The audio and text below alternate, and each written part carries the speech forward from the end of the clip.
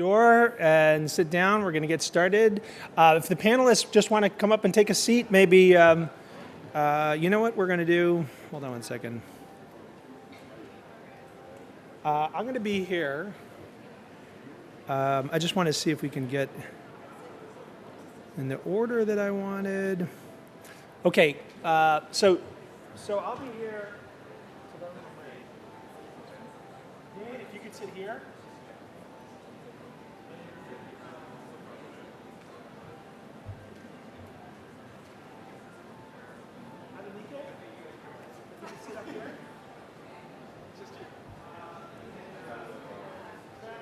Chat. Okay? Which one? Do we have a clicker or something? I don't know where Chad went. So There he is. I do not know the answer to that question. So you have slides? Well, yeah, but you told me not to use them. Oh, you have slides? We can I skip did, but he slides. told me not to. He told me he didn't want me Slides to. optional. So who has slides? You have I slides? do, but I can do it if no one else I don't does. have slides. I'm not going to use slides. Optional. Phil discouraged slides this morning at breakfast. Yeah. Oh, okay. Are we gonna rock paper scissors slides? Here, I'll let them know.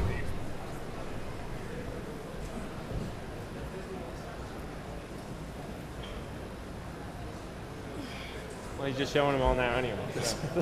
So maybe just grab that real quick. They're just.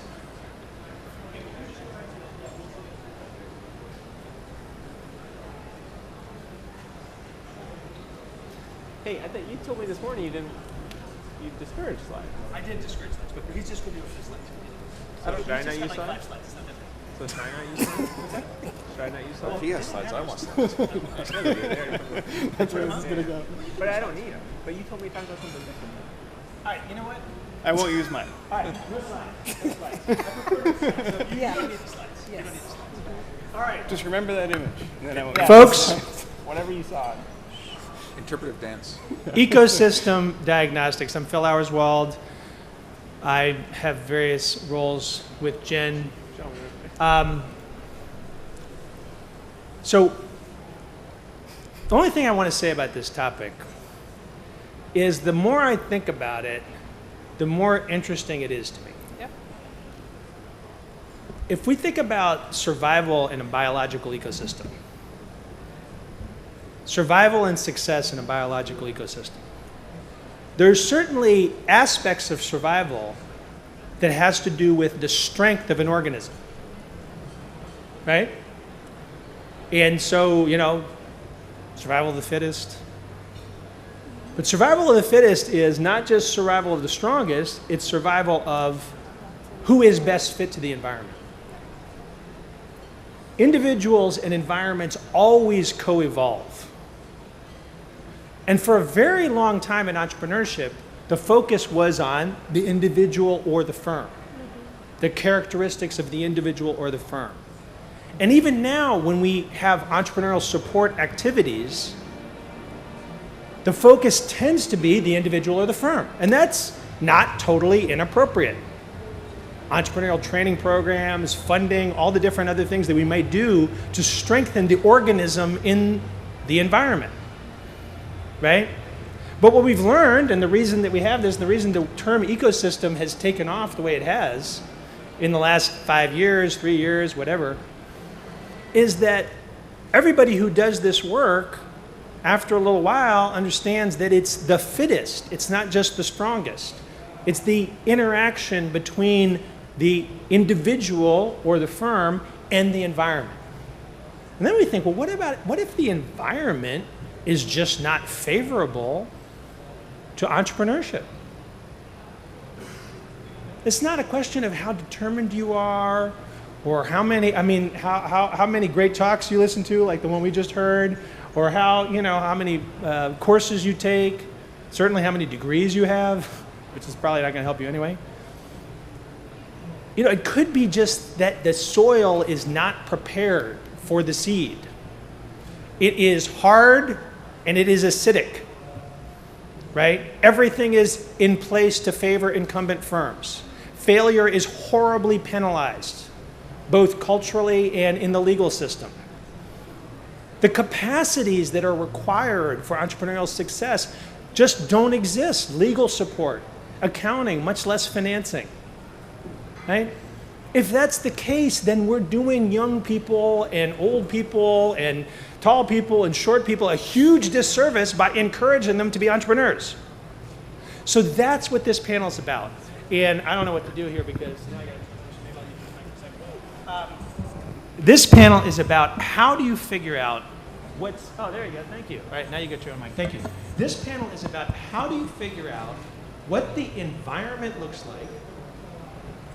First of all, what kind of an environment are we in?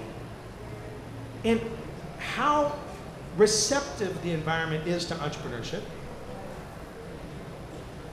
And the hardest part is how can we just lone people, doesn't matter if we work for a government, large corporation, or we're just on our own, do something that might change that. The goal of changing an ecosystem is so audacious that it's almost laughable, right? The gazelle doesn't think about changing the savannah. It's just there. But we have the audacity, everybody in the Gen community, that we're going to actually change the ecosystem. I should have put it, there's a great thing about wolves in Yellowstone. I might actually find that. I'm going to get these guys to look at it, and I'm going to put it later on. But anyway, all right, so let's start now with Dane, and everyone's going to do self-introductions. You've got bios. I'm definitely not going to introduce people. But, you know, I'm supposed to be the moderator. I'm not actually supposed to be speaking. But I'm so excited about this topic that I had to tee it up at least the way I see it. So Dane, you have been doing a lot of work at Startup Genome around ecosystem gap analysis. But you were doing this work long before you were at Startup Genome. You wrote one of the most highly referenced papers in how we measure performance in entrepreneurial ecosystems. And I think you've had a lot of really interesting thoughts as to where the whole field of entrepreneurship research has been and is going.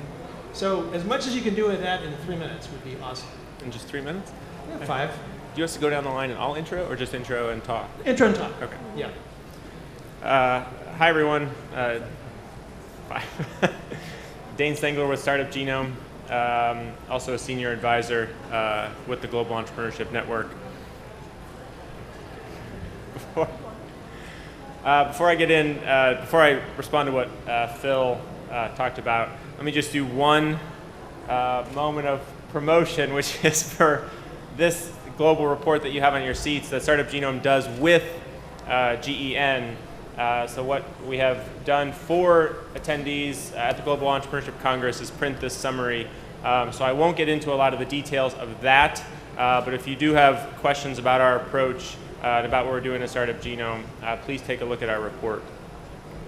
So Phil this morning asked me, and as he just referenced, to talk about kind of the overall journey between Kauffman Foundation, those we worked with at Kauffman, including Jen, including people like Phil, the journey now at Startup Genome and some of the other organizations that we are working with in terms of not just measuring ecosystems, but trying to figure out how you actually decide what to do in terms of an action or a set of actions or an intervention, how you measure those, and how you determine, as Phil said, how to affect the entire ecosystem and not just individual pieces of it.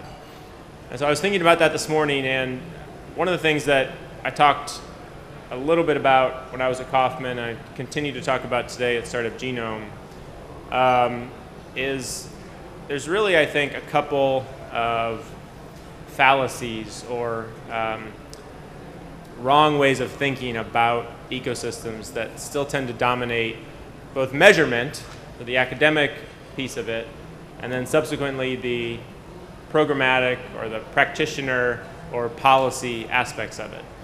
And these are, at least in my opinion, wrong ways of viewing the ecosystem and thus lead to misguided, ineffective, and sometimes even harmful policies. And one of these, there's two of these, and one of them I call the kitchen sink fallacy. And there's this saying, you know, in some places that you did everything, including the kitchen sink, or everything but the kitchen sink, which means you throw everything at a problem or throw everything at a situation. And this is one of the dominant ways of approaching entrepreneurial or startup ecosystems in a lot of places. It has an academically kind of blessed approach that we're going to change everything all at once. We're going to do all this stuff, and that's how we're going to change this ecosystem, right? That's how we're going to make this ecosystem grow. So we're going to do everything. There's 1,000 things we need to do, or there's 50 things we need to do, and we need to do them all at once. And the reason that has not paid off, the reason that has not had as much effect as it was expected to, is because that's, as Phil mentioned, that's just not how ecosystems work. As Phil mentioned, Phil compared ecosystems and entrepreneurial ecosystems to organisms. They evolve through stages or evolve through developmental phases, and it's not going to take 50 throwing everything in the kitchen sink at it at once, changing policy and markets and this and programs and universities all at once. These things have to proceed kind of in a coordinated way and almost in a not orderly way, but one thing has to follow another. And there's some approaches that say, oh, you know, we're going to do these things to change culture, and we're going to do these things to change policy, we're going to do these things to change markets. And often what this kitchen sink approach misses is that those are all connected, yet we treat them as if they're like completely separate. But as Phil has mentioned, these all are integrated. So I don't know how we can treat culture separate from policy or separate from markets and programs. And that's kind of what one of the underlying assumptions of this kitchen sink approach is, that we can just do everything. It doesn't matter that they're separate, let's just throw it all at the problem. The second fallacy, which is actually more widespread, is again, building off what Phil talked about with an organism, or in biological systems, is kind of like the approach to agriculture, to growing crops, or to growing food. In large parts of the world, in many parts of the world, agriculture is dominated by monoculture. We're growing one crop over miles and miles of land, and we're doing that exact same crop in the exact same place every single year. And we've learned the hard way in a lot of places that the monoculture approach has diminishing returns. It's bad for the soil, it's bad for the crops, you're just putting more and more in and getting less and less return. We've learned that lesson in agriculture, but we are taking, in many places, a monoculture approach to entrepreneurship and to our ecosystems. We are treating every place as if it were like every other place. This is most obvious when we try to apply things that have worked or we think have worked in developed countries, and then try to apply it in developing countries. At this conference last year, there was a presentation by a very well-known organization that compared the US, the UK, and Singapore to Nigeria, and said, here's the things that Nigeria can learn from these countries. And that is not how it happens. Places like Nigeria need more appropriate benchmarks. We need to learn what works in different environments. And if we've learned anything from agriculture that can be applied or analogized here, it's that a mix, a hybrid approach, and not treating every place as if it were the same needs to be the right approach. And that's a lot harder to do, which maybe explains why it's why we don't see it very often. But we have to stop treating every single place as if it were the same, and that we can say, oh, this accelerator worked here, we're just going to put it here, and it's going to be the same. It's going to have the same effect. Or this entrepreneurship education program, or this incubator, or this funding approach, whatever it is.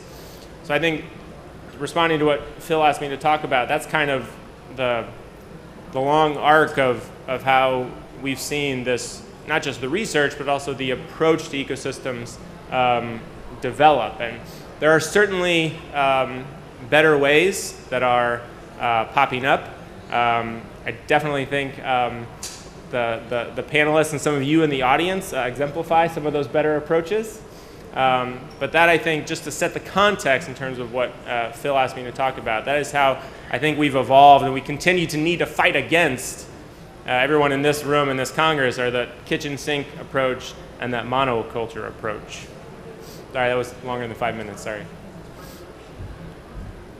So that teed it up wonderfully because now we can hear about what actually goes on in Nigeria very specifically. So taking it from the abstract and framing to, if you could just help us understand the environment, the entrepreneurial ecosystem environment in Nigeria, and really the work the Faith Foundation has been doing to map that and figure out the gaps. Okay, thank you. I think first off is to even say that we're still on that journey in understanding the ecosystem, and it's important for me to give a bit of background to how we even came on that journey as Faith Foundation ourselves. So Faith Foundation is a 19-year-old nonprofit which was founded by a gentleman who is also an entrepreneur himself, Ola Adiola.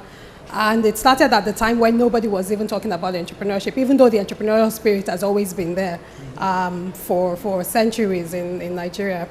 And we started out by doing capacity building and business support programs. And a couple of years ago, we wanted to better understand even our approach to framing and designing our programs. What was the context for which our curriculum was being designed? We had done that before, but we felt a really significant evolution in the entrepreneurial ecosystem and the way entrepreneurs were evolving and starting out and being formalized. And obviously, there was quite a lot of conversations around that too. So even using the analogy that we said, we said, okay, what are we? Are we the soil? Are we the sun? Are we the rain? Are we the air? Right. So what exactly are the roles? First off, what is our role? Can we play in all the roles? Should we play in some roles and support other roles? And then we now started the task of trying to understand the Nigerian entrepreneurship ecosystem. And I dare say we're still on that because, as you know, Nigeria is a very large place. Even Lagos on its own, 18 million is large. And so the first daunting task is that it's really a journey to even have a view of a country of 180 million people with over 300 languages, with different dynamics and expressions of entrepreneurship at different stages. And before we can even map, we need to understand. We need to get a sense of all of that. So we looked around for existing frameworks and tools. So we looked at, there's a Doing Business Index, the OECD, World Economic Forum, but it wasn't really giving us the information that we wanted to give, and some were giving some. So they gave different information, but not in the context that we did. So the closest toolkit that we felt was a bit useful for us about 3 years ago was the Andy Diagnostic Toolkit. And so that helped us give us a framing to say, okay, what's happening in the capacity building space? What's happening in the business support? Let's look at the access to market, access to finance, access to resources, but also what's happening around innovation, research and development. And then last but definitely not the least is also understanding the government and regulatory space. So you have all of that as a wheel. We actually have a wheel similar to the GEC wheel. But then at the center of it is the entrepreneurs. And then bordering between the entrepreneurs and the key element is culture. And culture is a significant driver in so many aspects and so many respects, particularly when you start now looking at ethnicity, economic development and growth in different layers and regions. So looking at that broad perspective, that gave us sort of like a very, very high level overview of who is doing what in the space. Because when you now go lower, then there are different actors. And you can imagine with Nigeria, there are quite a lot of actors. So from government actors to non-profits to development partners to foundations like us to academia and all of that. And seeing that there were multiple actors doing different things in different ways, but also in a lot of ways, people were doing almost at least 6 or 7 parts within that space. And really trying to understand where were the dominant players in. So you find dominant players obviously in capacity building and business support services. Access to finance becoming an increasingly dominant space, but obviously more in the micro or smaller space segments.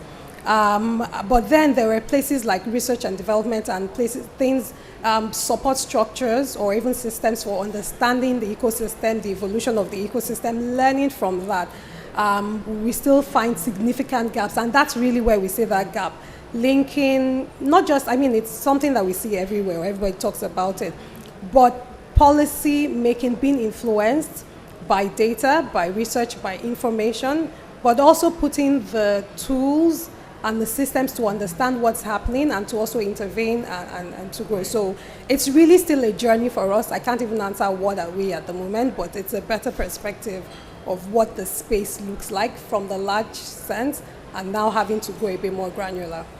Great. Well, there's a lot there. So, just this journey that you described, starting out with programs focused on firms and individuals, and Yes. then really challenging yourself to say, well, what are we really doing within the environment? And I loved also that you kind of continued the theme on the environmental dimensions. You're the sun, or the soil, or the rain, and then talking about the deficiencies of some of the materials you saw, but the Andy Diagnostic, I just want to say, I want to highlight a couple of things because there are resources for people in the room. So first of all, the Startup Genome Report is the Startup Genome. If you want to Google, Startup Genome is it's right here, okay? So this is Dane with the Startup Genome. This is the Global Startup Ecosystem Report. Okay, so this is available online. It's a great resource from Dane's organization. Fate Foundation, what Adenika just referenced is Andy is ANDE. I know a lot of you know this, but some of you don't. ANDE, Diagnostic Toolkit. And that was the resource that ultimately Fate Foundation, why don't you raise your hand here? Okay, so if you want to know more about Andy, you have a resource right there. Matt will help you out. And then the Fate Foundation's ecosystem report, if we wanted to Google that. Yes, it's on our research page, fatefoundation.org/research. It's there. FATE foundation.org/research. And the name of the report is? Nigerian Entrepreneurship Ecosystem Study. Okay, Nigeria, and it's a great, I've seen that, and you guys do an amazing job with that. And then in terms of the circle, we've got the entrepreneur at the center, which you want to visualize it. Yes. Then we've got functional. We've got the entrepreneur at the center. We've got culture circling around the entrepreneurs. Yep. And then we have the circle of the ecosystem elements. Of the different functional yes, areas. of the functional and then areas. You basically map different organizations Yes. within the functional areas. Okay? Yes. Mm-hmm. So I think that's a great transition now to MIT REAP. You guys are going to be accelerated a little bit, maybe 4 minutes each. Here's the thing. Although we know that the Savannah is different from the Himalayas, is different from Midtown Manhattan, and if we think that everything's going to be the same in every environmental ecosystem, we're mistaken. But at the same time, you can have a field of study that is about ecosystems. There are some generalities that you can carry across. And I think that's really the challenge that we have when we're trying to, even within Nigeria, you have, as you said, basically almost as many environments as you have in the world at large. So you've got to have some kind of theory that you can carry across. The faculty at MIT, Scott Stern and Fiona Murray. Fiona, sorry, have really been pioneers in trying to extract some generalizable approaches and then bring them as a tool to regions that would like to accelerate the ecosystem growth. So that's you. So Travis Hunter from MIT REAP. Regional Entrepreneurship Accelerator Program. It's not like the Grim Reaper. We're keeping with the It's a good reap. agriculture. It's like a good reaping. Reaping what you sow. Yeah, reap what you sow, yeah. So again, Travis Hunter, I lead the MIT REAP program. So we work with regions around the world and how they support innovation or entrepreneurship. So we have a stakeholder model, which was up there for a moment. Do you want to bring it back? We'll bring it back. Oh, yeah. No, they didn't get slides. It's not fair. Okay. We work with teams that represent entrepreneurs, corporates, risk capital, government, and universities. And we think that those are kind of more or less the key stakeholders that need to be engaged in the entrepreneurial ecosystem. So we work with high-level teams of representing those different categories for a period of 2 years to analyze the region, address it with some sort of strategy, and implement that strategy. All of our regions work on either programmatic or policy-related interventions, and they're always specific to whatever kind of the urgency for change is for that region. Every region has things they can work on, right? We have many things we work on in Boston. It's just a matter of kind of parsing down actually what makes sense to focus on first. So that's what we do. Okay. So could you describe the, you know, every time I hear stakeholder model, I think of like, well, I'm outdated, like Claudia Schiffer holding a ribeye or something like that. You know, but you mean so when you think about, forget it. That was a joke. It wasn't really. But who are the stakeholders? How do you bring? I mean, I've been to these events, so I know what you're doing, right? Yeah. So describe like an event that you do and a process, Sure. right? Then you go back and just describe the process. So the program is a 2-year program. There's 4 workshops over the 2 years. So the first 2 and the last of the 4 workshops are at MIT. One of them is in a particular region. Is that better? And so we build our teams out into cohorts of 8 different teams, and we have 2 cohorts that run simultaneously. So we start a new cohort every year. And so you get these these teams are getting broad exposure from other regions around the world and what they're actually trying to accomplish in those other regions. And learning from each other, there is a lot that can be shared across ecosystems, although we actually are more of the mind that ecosystems are very unique and they're very regional. We want regional teams that we work with to build off of what we call their comparative advantages, what's their unique talents, unique history, rather than try to recreate what's happening in other hotbeds of innovation. So that 2-year program is 4 workshops. There's action phases in between the workshops where the teams that we're working with are back in their region actually doing the implementation of whatever they've decided collectively as a stakeholder team. So, and what is the best open source resource for everybody in this room for understanding your process if they don't want to engage MIT directly? Yeah, our website. We're happy to share any of the stuff we're working on, absolutely. Okay. And from our teams. You're welcome. I mean, reach out to our teams. Is there something specific they can Google, people can Google? Yeah. Go to our website, and then there's a tab resources, and Okay. there's white papers and everything. So if you Google MIT, REAP, R-E-A-P. Almost. reap.mit.edu. Okay, that's even better. REAP.MIT, that's what I was trying to get to, .edu. And then there's a resources tab, okay? Because I just have to be honest, it's expensive. Okay, so I mean, you may want to do it. I recommend everybody, do it. But there's also some open source resources, and you can get a sense what the approach is. All right, last but not least, Chad. Now you get to do 2 things, Chad. You get to tell us what you're up to, and you also get to gap fill whatever you feel like you haven't heard from these folks about doing the work of mapping ecosystems and filling gaps. Okay? Excellent, thank you. So my name's Chad Renando, and I'm director of a company called Startup Status, and we are mapping and measuring the innovation ecosystem across Australia. Australia is a really interesting context in that you've got, whatever it is, 24 million people spread over such a large landmass. So a lot of the traditional approaches of just throwing a lot of people at something isn't going to work because we just have to spread out so much. And one of the things, just to tie in some of the conversations we heard, one, this stuff is complex, as Dane said. If it wasn't complex, we wouldn't be in the room trying to figure it out. We'd all have the answers, and we could just get on with it. And also, it crosses the gap between economic development and community development. Like, we want the social outcomes. A lot of what we hear over these next few days is going to be about how we have entrepreneurship to actually solve some of the social challenges. Well, that's great in principle, but how do you measure that impact? And then what's the soft fabric that's actually going to help us in our regions, much like the MIT REAP program?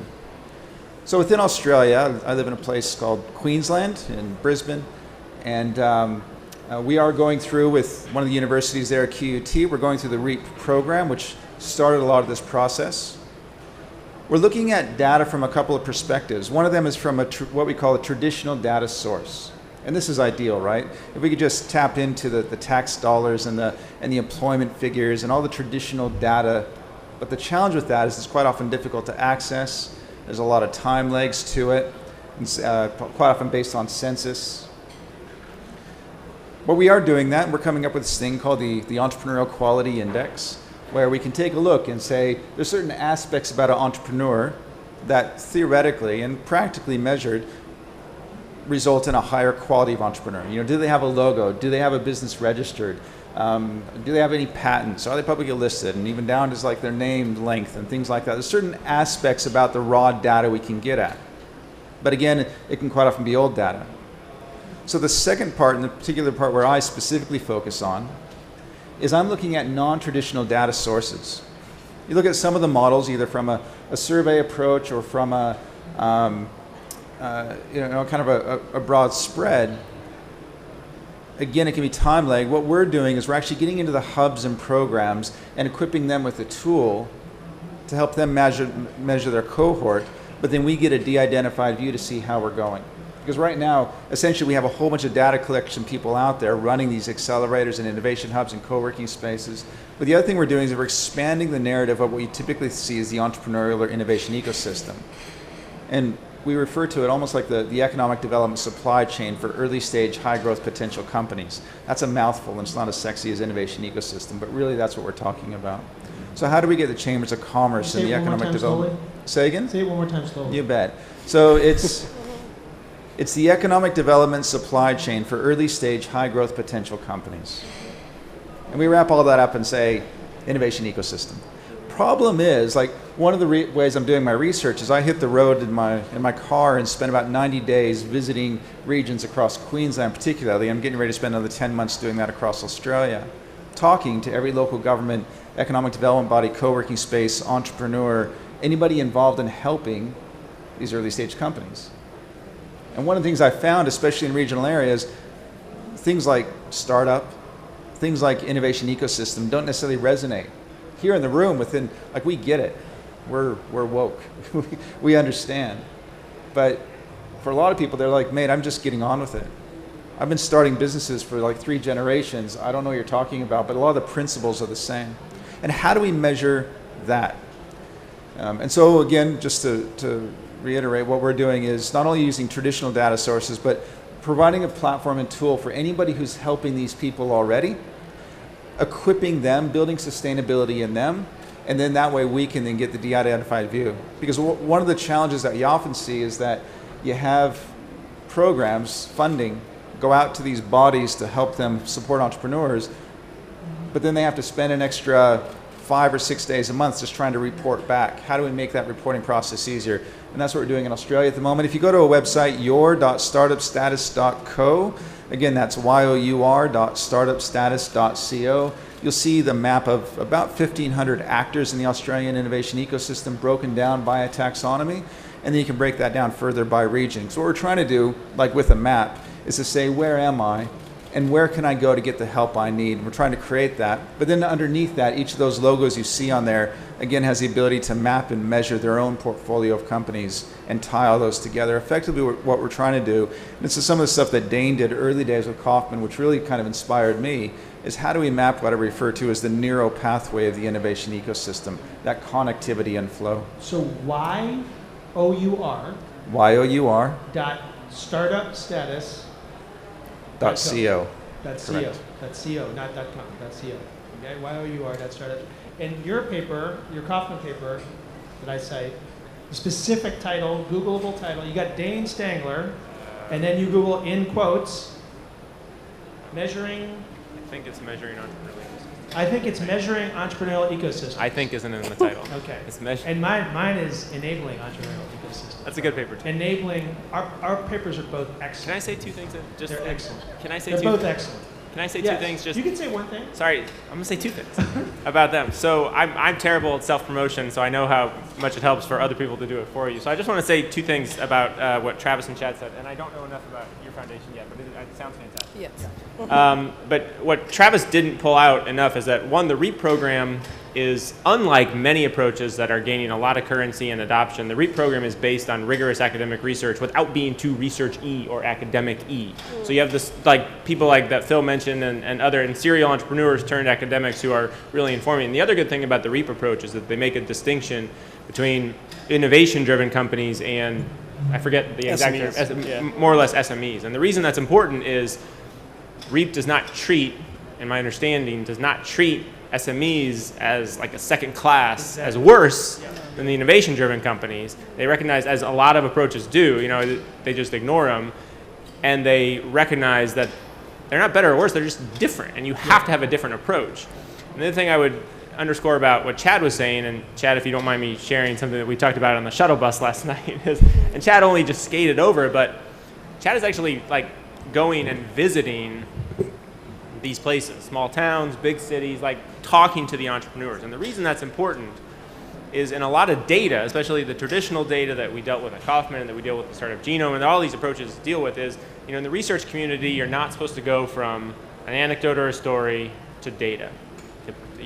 Researchers constantly remind us that the plural of anecdote is not data. I don't know how many times that had been repeated. But actually, the plural of anecdote is data because every single data point is a story, is an individual experience. So the marrying of that on-the-ground experience with the traditional data, the big data sets has to be done. Yep. And that's part of the point of treating them all differently, even with generalized principles. That's a big takeaway here. It's integrating what's available quantitatively, open data, government data, and really doing that on the ground, just person to person gathering stories. Okay, who here is unwilling to stay until 11:56? Is there anybody not willing to stay until 11:50? They're all willing to stay. Okay, now you are not obliged to stay, but if you decide to leave at 11:50, please do so quietly, because I'm going to extend this to 11:56. This is the first thing I'm doing that's misbehaving. The second thing I'm doing, and I can tell you the folks back there in the Publicist Live people are not happy with me right now, is that I have asked them spontaneously to play a video without testing it. So if there are Wi-Fi problems and other problems, it's completely my fault, okay? And also, well, you'll see, it's a success story. So could you play the video? It's a success story. And then we're going to do Q&A for the rest of the time. Let's see if they can get this going. It's going to be super interesting. I'm really stressing it. Okay, now you can listen. There's also subtitles, so...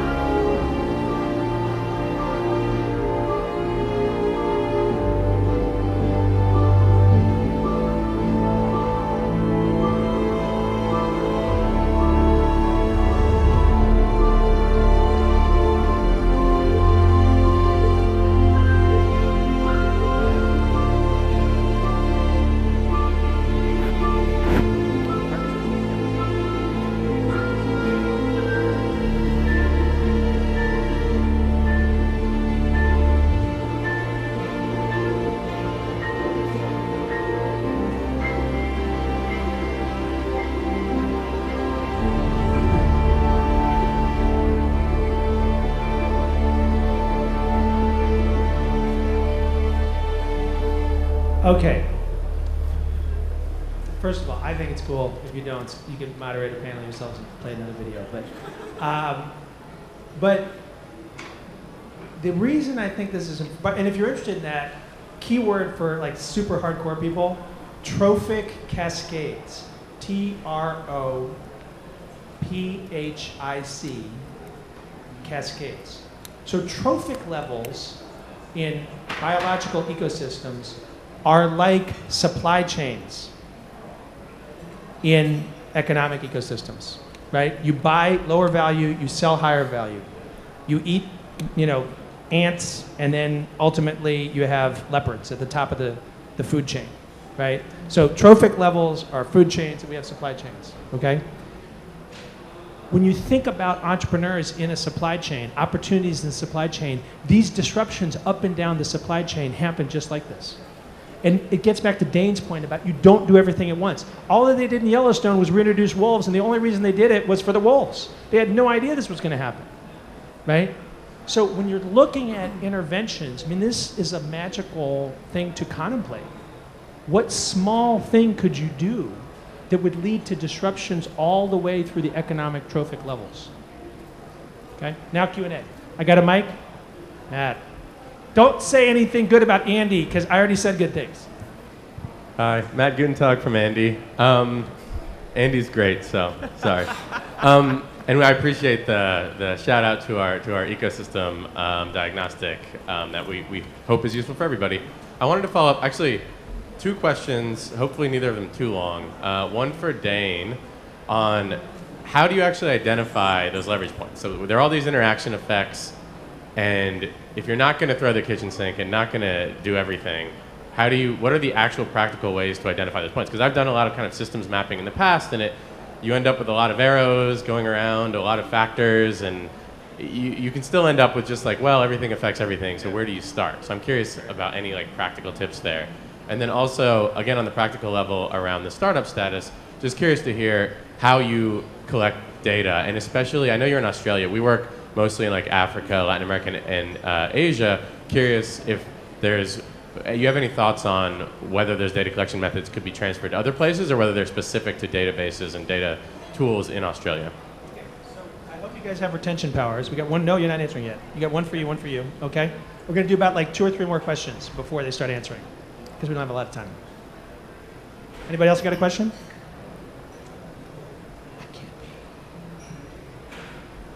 Can we answer these ones so we don't forget? No. You're letting them off. Oh, all right, whatever. But think of questions. Okay, go ahead. Dane? Thanks, It was Matt. the wolves thing. It freaked people out. Thanks, Matt. So this, I think, Phil talked about the importance of generalizable principles. So even though, I was critical of monoculture, kitchen sink, clearly there are generalizable principles, and we know that across all academic fields. But this, I think, is where the academic approach can and should be useful, is to establish those actual workable models. So even though all the arrows point in all the directions, and you could do 50 things at once, I mean, it's always possible. I'm not saying that is always like the option, right? Just do it all. Is to establish those models, to understand how ecosystems work, not just in the the different. I'm not going to say the word trophic, but it was the levels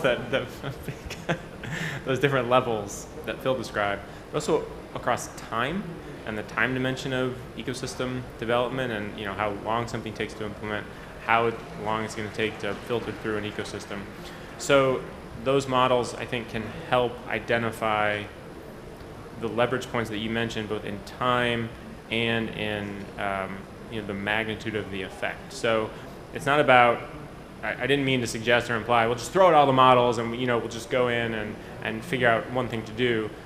The models can help us, and this is what the toolkit does, this is what the REAP approach does, this is what we hopefully try to do at Startup Genome, is to identify, okay, we know there's 50 things. We know that this ecosystem is at this stage of development, or here's how it compares or benchmarks to others that we've seen or in our data, and bring that information to bear, certainly without tipping over into the monoculture, then figure out, okay, we know that access to capital is an issue, right? That's an issue everywhere. Entrepreneurs always say it. Let's back down the chain there and figure out really what is the bottleneck. Entrepreneurs say that this is a problem. Our data indicates that this is a problem. And then figure out not just what the biggest priority challenge should be at a specific time. So if there's 50 things to do, prioritize them, both in a list and over time, and then figure out what is the corresponding either lack of action or other thing that needs to happen to make sure that that specific leverage point is actually a leverage point. So the example, what I'm thinking of is in the U.S., I'm certain elsewhere, but the U.S. context is the one I'm most familiar with. Every state, every city, country does lots of things for entrepreneurs. We're going to put money into this program, this training program, this funding program, whatever. So they're giving with one hand. At the same time, they're taking away, whether it's through the incumbent favoritism or protection that Phil mentioned, or in the U.S. context, it's limited employment mobility, like they're going to just sue the entrepreneurs as soon as they take advantage of that program, right? So it's what are the leverage points, and then what are like the, I don't even know what you would call it, but the reverse leverage points to enhance the effectiveness of the 1 or 2 or 3 you've identified. Positive feedbacks. Yeah. Yeah. Cool. Did I answer your question? Yeah. Okay. I'm sure you will. Yeah, of course you will. Okay, Chad, now you can answer the question. How many people in here work with a portfolio of entrepreneurs who have a cohort either through a program, through a space? Yeah. How many of you survey your members? How many of you don't survey your members as much as you feel you should? Yeah. So there's certain things about when you're running a portfolio of supporting entrepreneurs. I ran an innovation hub just outside of Queensland for about a year and a half. And quite often these models are challenged. They're always trying to find ways to fund themselves. And it creates a bit of a downward spiral, right? I don't have resources to report, and so I can't justify what I've done to get more money to pay for resources to report. What if we flip that around and say, I can report really well, which then gets me more funding so I can hire more people to report and be more sustainable. I don't know how many people heard from the person from Mars yesterday. When I went over and visited them, they've got like 1,200 startups on their books, about 160 staff, and 3 or 4 people dedicated just to reporting. And surveys are one mechanism to do that. Also, just you personally adding data. So the 2 ways I get the data into the system, one is through surveys, the other one is manually enter. I do want to move into chatbots, get it a bit more light touch, and also building in functionality that can then essentially things that you should be doing anyways or already doing, from spinning up your events. And from that activity spinning up the events, we start getting data. So I collect data through the operational activity of the hub and things that you're doing anyways. If you collect data, it can't be this thing off to the side. Ideally, we put it right in the path of what you're doing anyways. As far as scalability, absolutely. Startup and myself, I'm using Australia as a model to prove a point. Globally, there's a lot of people working on different methodologies. I'm not so much focused on what I measure, it's more how. We need a black box into a pipe into the black box of what you guys are doing on helping entrepreneurs. Once we get that pipe in, we can throw any question in there we want, everything from impact areas to what they had for breakfast, if that matters. But we need that pipe in there, which is what I've created. That's great. So before we break, I'm going to ask these guys to do one last thing. I do want to advertise my session tomorrow, but because of the people in it. So it's the exponential session, starts at 2:30. Sri Bharatam, who's the CEO of Kuza. If you hear what Kuza is doing, you will be blown away. This is the action part of the research that we've heard today. He's really a transformative entrepreneur in our space. And the other person is Arvind Gupta, who'll be speaking in the morning and in the afternoon. Arvind was on the founding team with Mark Andreessen of Netscape. And has been in entrepreneurship for many, many years at the highest level. He now leads the government of India's effort to digitize India. So it's not just Aadhaar, India's digital ID, it's a suite of services that have been deployed in the last 4 years. It is history-making transformation, and hearing Arvind talk about that is going to be something really special. Okay, so, but I'm just saying there's an action part to everything we're talking about here. 1 minute for each of you folks. 30 seconds to a minute. Folks here that are come to this session, they care about this. One thing that they should do that they're not doing right now.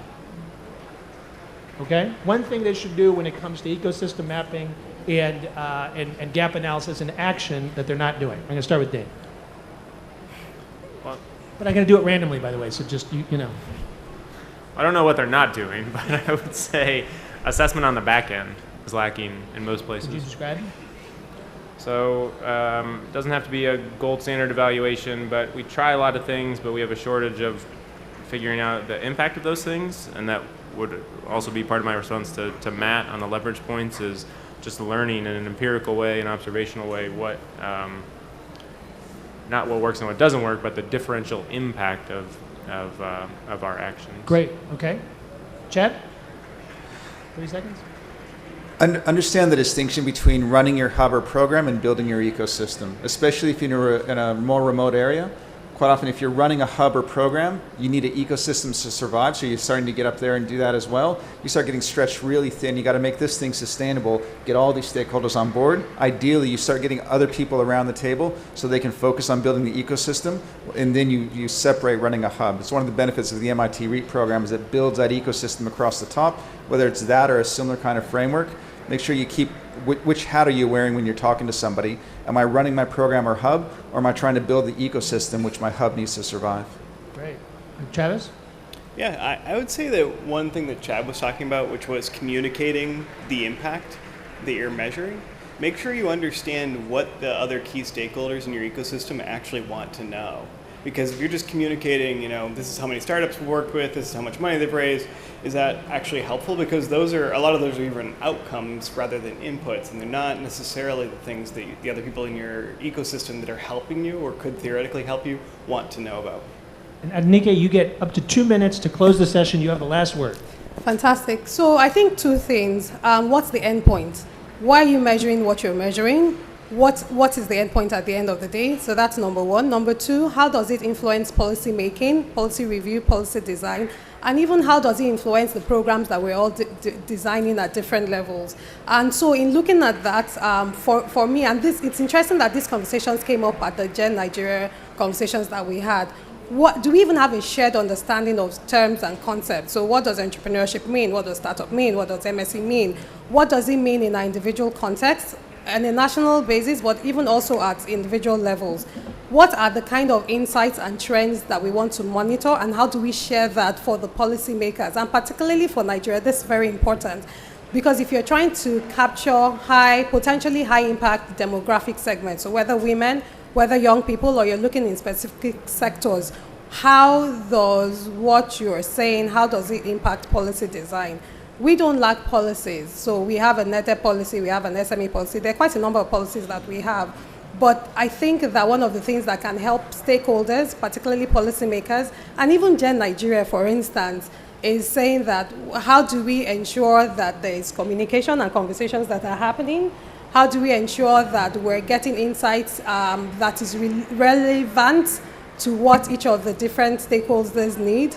How do we use that to inform and guide and advocate? So for me, it's what's the end point and how do we support each person getting to their different endpoints and provide insights and communicate as important. Yeah. Fantastic. That was great all around. Thank you for staying late. Appreciate it. And enjoy the rest of your time at GC.